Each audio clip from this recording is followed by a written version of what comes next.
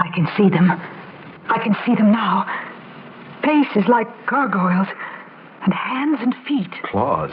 They have claws. They're ugly and hideous. They can see us, too. We find you Earth people equally repulsive, but we are more tolerant.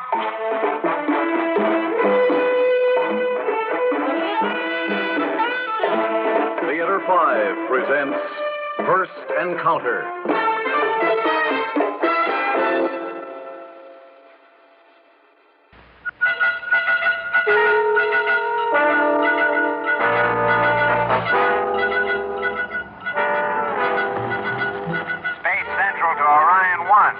Central to Orion 1. Your constant signal still loud and clear, but no voice contact at last 3 checkpoints. Use auxiliary battery.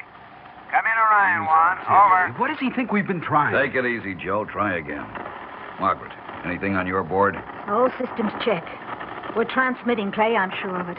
Okay. Orion 1 to Space Central. I hope you hear this one. Orion 1 in moon orbit. Repeat, in moon orbit. All systems A-OK. Over. Should be at checkpoint Z. Ready for landing. Space Central to Orion 1. Come in, Orion 1. Rack it up. The biggest moment in history, and they've blown a tube in their receiver. Well, the folks on Earth will have to get their news late. On the playback from our tape. Yeah, at least it's working. Clay, I just got a strange reading from the nose sensor. Temperature suddenly shot up 400 degrees, and then it dropped. Are you sure? The drop is normal. We're over the dark side of the moon now, but... That's just it, Clay. The jump in temperature took place as we crossed the temperate zone between the light and dark sides of the moon.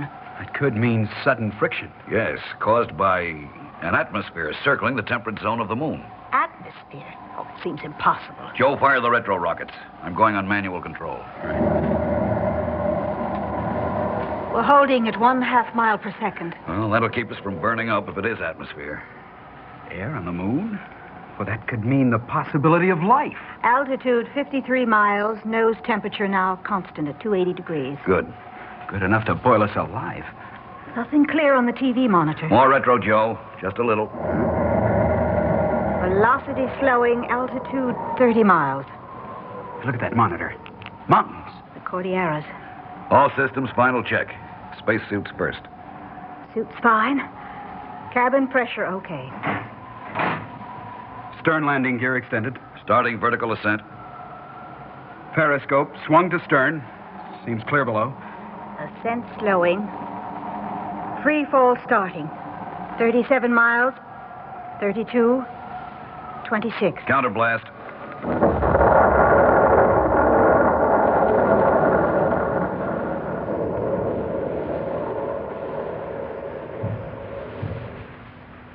Amen. Me too. Okay. Let's get out of these harnesses and put on our weighted boots. If there's atmosphere, there may be wind. Yes, and with a lesser gravity on the moon, a slight breeze would blow us for miles. Clay, take a look at this gauge. There's oxygen out there, all right. But we don't know how much or what else is in the atmosphere until we test it. Till we do, we keep our spacesuits sealed. All right, everybody. Suit up and into the airlock. All right, Joe. Let's open the hatch and lower the ladder. All right.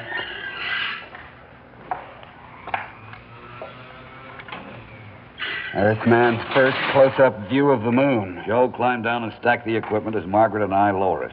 And be sure to stake it down. Okay, here I go. Captain Joseph Gregson, first Earthman on the moon. Clay, you're still calm as cream. What will it take to excite you? Oh, not much, Marge. Just the look on the faces of my kids and my wife when we get back. Sorry, Clay. Oh, this oxygen tank, it seems to weigh less than nothing. Your sample kit, aerated spray paint, Geiger counter. I'm bringing the tape recorder, Clay. The president's dedication.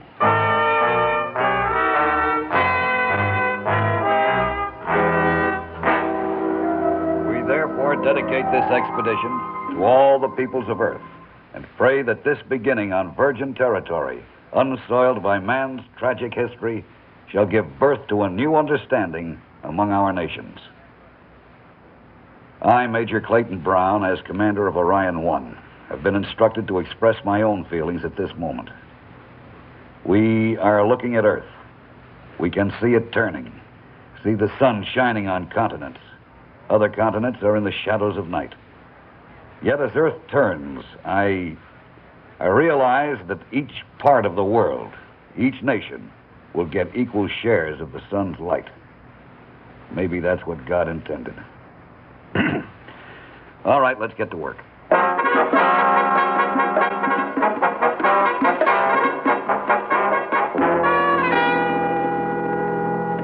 Well, it is a plant, and it is green. Photosynthesis is taking place. That means the atmosphere has carbon dioxide and water vapor. And I found no evidence of toxicity, Clay. Okay. Stand by with the respirator while I take off my helmet. Right.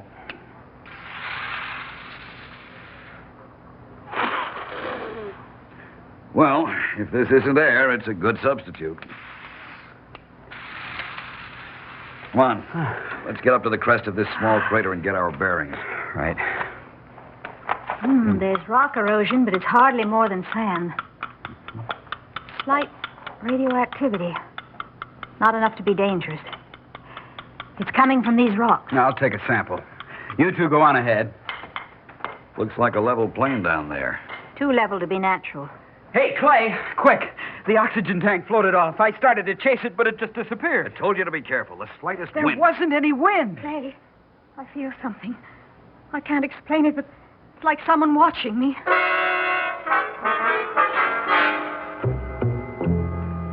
The tank was lying right here. I turned my back to get the ore sample, and then I saw it floating over this way. Look. Are those marks on the sand? They look like tiny claw marks. Marge, go to the ship. Joe and I...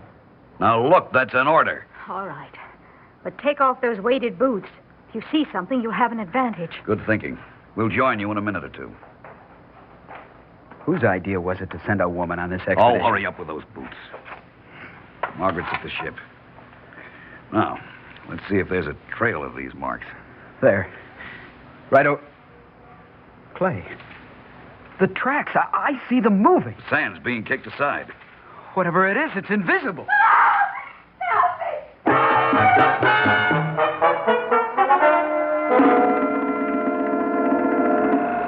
Clay, she's gone. That sound. Some sort of vehicle. Look.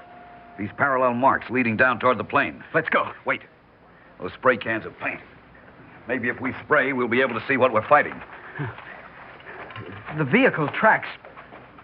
Did they peter out here near the rocks? Nothing. Absolutely nothing. But the claw tracks go on. Well, whatever made them disappeared, too. That ledge. It looks like an entrance to a cave. Yeah. It's a tight squeeze. Made it.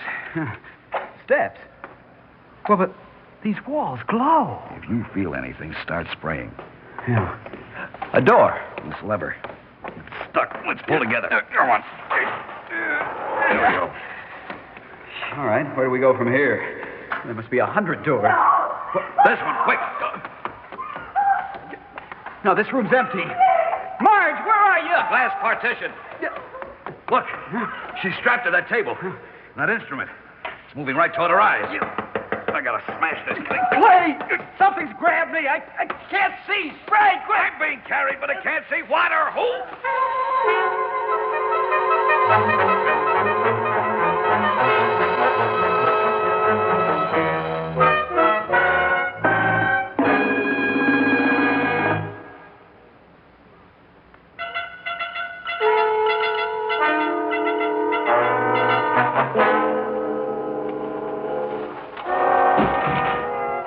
Incredible. I can't see them or hear their voices. Are they here now? Why have they placed me in this room? And where are the others? All right, you don't have to shout. Joe. You can only see them. Joe. Well, we're alive. Where's Marge? I don't know. They put me on a table, too. But they were gentle. If we could only see them. I did see part of a face when I sprayed the paint. Like no human on Earth. Hideous. I don't get it, Clay. How could an invisible race evolve? Well, I'm sure they're not invisible to each other. Oh? Apparently, their coloration is beyond our visible spectrum. Perhaps there's an entire range of colors which we can't perceive, but they're perfectly visible to a looning. Maybe that's why they examined our eyes so carefully. And we don't hear any voices. Could their sounds be pitched above our audible range? Maybe. Marge. Joe, Clay, Oh, why did you follow me? Just because I'm a woman? Now, none of us will get back to Marge. Earth. If Joe'd been carried off, we'd have tried to rescue him. Sure, the success of the expedition is important, but we're still human. So man or woman, let's stay human if we can. What are we going to do? Take it easy, honey. We don't know yet. That wall, look, it's changing. I can see through it. Yes, it's becoming transparent. Looks like some kind of a throne room. Strange light. Ah! I can see them. Them. Faces like gargoyles. And hands and feet. Claws. They sure aren't pretty. But they're humanoid, and apparently very advanced. Once they determined that they were invisible to us, they devised that light so we could see them. They're all looking in our direction. Well, go on, take a good look. Easy, Joe. What's that sound? Earth people, do not fear. Voice, where did it come from? Didn't seem to come from anywhere except from inside my own head. Telepathy. Yes, we have created a telepathic field in which communication is total. You may either speak or think. All is understood. I am Bar, ruler of the moon. You will not be harmed, rest assured. We find you equally repulsive, but we are more tolerant. We are the first Earthmen to land on the moon. We have come in peace. In peace, you are welcome. Well, why did you grab us? We sent a delegation to greet you, but we found you could neither see nor hear us. It was decided then to examine you for your deficiencies. Your eyes have a very limited range, and you are incapable of hearing any but the obvious sounds. The woman still fears harm. Forgive me. Will you permit us to return to Earth? You will remain in peace. Wait a minute. You can't The mean... decision has been made. No other expedition will be permitted to land on the moon. Their radio will be silenced as yours was silenced. Their ships will be destroyed. You shall be the only Earthlings permitted to dwell on the moon. Why did you spare us? Curiosity. Major Brown, we cannot permit Earth to conquer the moon. But we had no idea the moon was inhabited. There's no need for conquest. We could live together, sharing. Share. Live in harmony. We have studied our mother planet for centuries. There's been far more war than peace. At this very moment on Earth, men are dying for no better reason than greed. We dedicated this expedition to peace between nations. Earth's peoples must learn to live on Earth before expanding to new worlds. Eons ago, when man on Earth had not yet evolved, the moon was fully inhabited. An atmosphere covered our entire surface as the moon revolved on its axis at a greater speed. We were many nations then, all highly advanced. But our scientific progress outdistanced our ethical progress. Several nations vied to be the first to explore Earth. You had harnessed nuclear energy? It harnessed us. We are descendants of the few survivors of the last war on the moon. Our atmosphere was all but destroyed in the nuclear holocaust. The moon's rotation slowed so that one side is always exposed to the burning sun and the other to perennial darkness. Only a narrow zone between the two supports life. Thus, we are now one nation, one civilization, dedicated to eternal peace. But let us take back this knowledge to Earth. Let us convince our nations. Earth must know its own purification. Out of its ashes shall come men who will remember and tell each succeeding generation. Then perhaps thousands of years hence, Earthmen will be ready to explore other worlds in peace. We're ready now. Listen, 100 expeditions will follow us. Oh, sure, you'll destroy some of them, but some will get through. Then you'll wish You you had... threaten? You, supposedly a man of peace? How would the others treat the inhabitants of the moon? They would attempt to enslave us. You shall remain on the moon for the rest of your lives.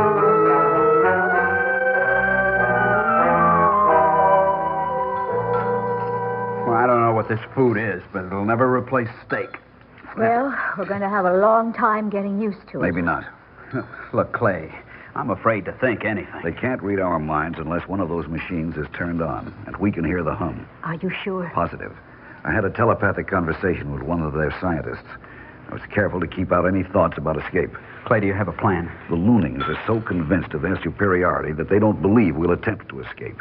You know the ship is just as we left it. Look, Clay, I know they've given us total freedom, but don't sell them short. I'll bet they've got a ray or something that they'll blast us apart with before we can hit escape velocity. The Loonings have no such weapons. How do you know? Until now, they had no need for any. Remember, they're one nation. Oh, they have the knowledge, all right. If more expeditions start coming, I don't doubt they'll work out a defense system. What puzzles me is, with all their knowledge and scientific ability, why hadn't they explored Earth? They did, with radar telescopes and interceptor radio waves. You mean they picked up our television broadcasts? Oh, what a mixed-up picture of our civilization they must have gotten. I'm afraid they accumulated a very accurate picture of nations at war. That's why they don't want anything to do with us. Clay, I don't want to live out my life on the moon. I second that motion. Even if they've got weapons we don't know about. Okay. Now let's go up to the surface. We walk on a sand path, so we'll be able to spot any moving footprints. And if you should hear the hum from a telepathic machine, put your mind on any subject but escape. Well, there she is. Old Orion 1. I wonder if there's a guard on board. Let's find out. It doesn't seem possible that we're not being watched. Pull up the ladder and close the hatch, Joe. It's too easy. They're going to blow us up, I know. Start checking systems. Cabin pressure up. Oxygen okay. Attach harnesses. Ready to fire engines. Ready. Fire.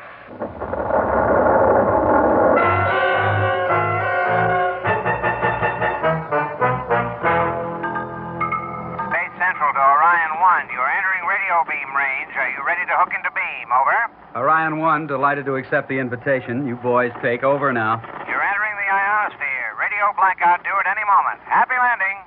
Well, all we can do now is relax.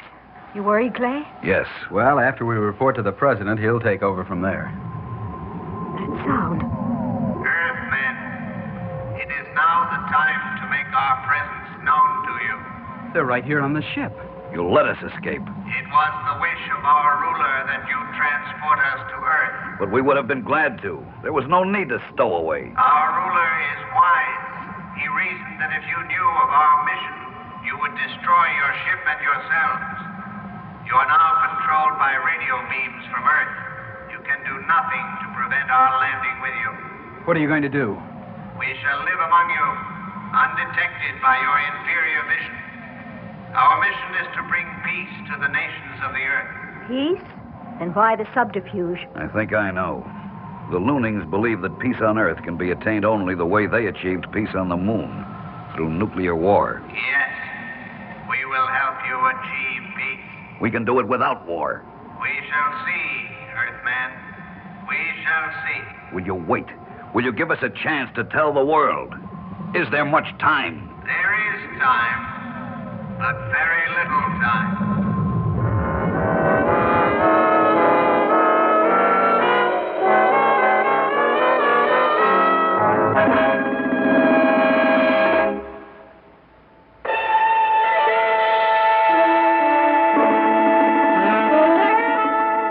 Theater 5 has presented First Encounter, written by Leonard Stadd and directed by Warren Somerville. In the cast, Jackson Beck, Tony Darnay, William Mason, Brett Morrison, and Robert Dryden. Audio engineer Neil Pultz, sound technician Ed Blaney, script editor Jack C. Wilson. Original music by Alexander Vlastotsenko, orchestra under the direction of Glenn Osser. Executive producer for Theater 5, Edward A. Byron. We invite your comments. Write to Theater 5, New York 23, New York. This is Fred Foy speaking. This has been an ABC Radio Network production.